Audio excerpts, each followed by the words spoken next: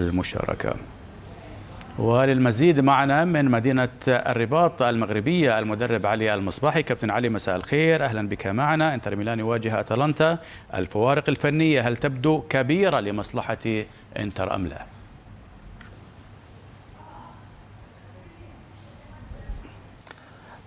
السلام عليكم أخي زياد، سنة سعيدة.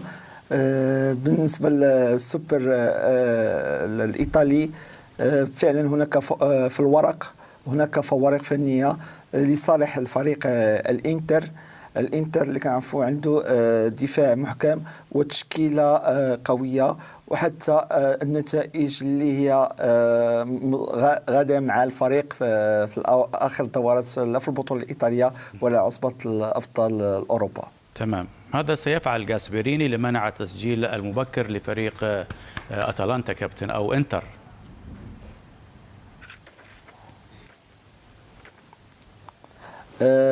غاسبريني سيمنع الانتر من الهجومات المرتدة. كنعرفوا أن غاسبريني سبق له ونهزم في المقابلة الأخيرة مع الانتر في الدوري الإيطالي.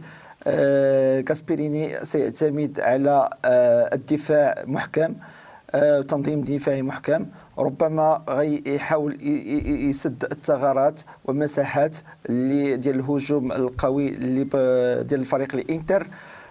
كنظن انه يقدر يلعب ب5-3-2 لسد الاجنحه ديال الانتر، يسد لها الممرات الجانبيه. تمام. في المباراة الثانية كابتن، ميلان يلاقي يوفنتوس، ما هو المنتظر من ميلان بقيادة مدربه الجديد؟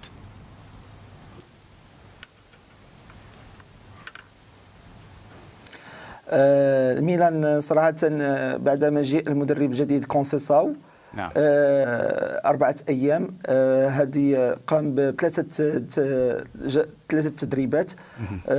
كنظن أنه لن يغامر، فهو سيعمل على الدفاع أكثر وعلى المرتدات السريعة، لأن الفريق يوفنتوس فريق كيعرف استقرار فني مع تياغو موتا. التأثير الفني لغيابات ميلان تحديدا؟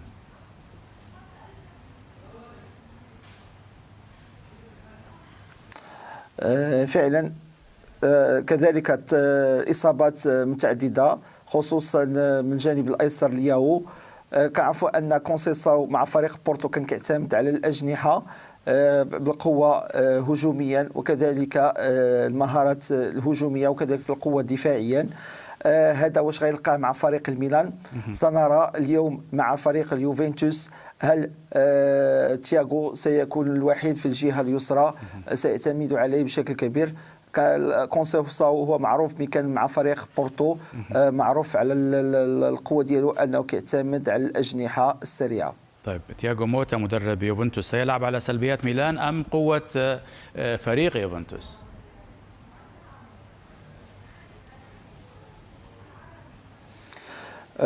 ربما ان السلبيات الميلان كنعرفوا ان مجيء مدرب جديد ما غاديش تظهر، لان قدر يغير المدرب كونسيساو من الاداء ديالو التكتيكي، فعلى موطا ان يعتمد على نقاط القوه ديالو. لكن المشكله ديال اليوفنتوس هذه السنه عنده مشكله في الوسط، خصوصا مع الفروق الاقوياء كفريق، عندما منازلته مع فرق الكبيره كانتر كالميلان كبرغامو، الفريق الوسط الميدان يلقى مشاكل كبيره. سنرى اليوم هل سيحل مفاتيح القوه في وسط الميدان. من مدينة الرباط المغربية المدرب علي المصباحي، شكرا جزيلا لك على هذه المشاركة. شكرا جزيلا.